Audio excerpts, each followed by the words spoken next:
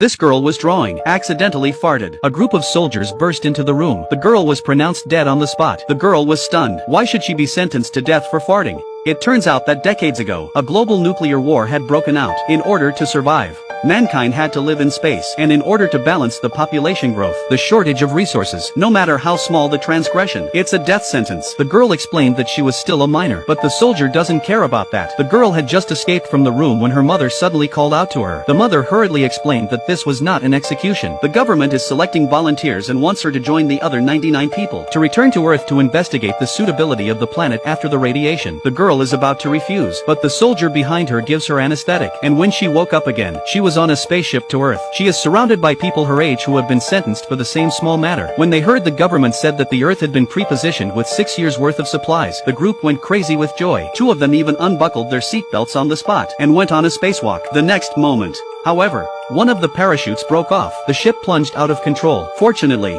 the deceleration rocket kicked in at the right moment. The ship landed unscathed. The girl rushes to check the 2 men's injuries, and it was as if the others hadn't seen them. They were determined to be the first to set foot on Earth in a century. The girl was about to warn that the air might be toxic, but then someone opened the door. In a flash, everyone was struck by the natural sunlight in front of them. It was all green as far as the eye could see. Everyone was like a monkey who had never seen the world before. They rushed towards the forest, and only the girl noticed that. They were 2.5 minutes short of. Do you know what the world would look like after a global nuclear war? Just look at this deer.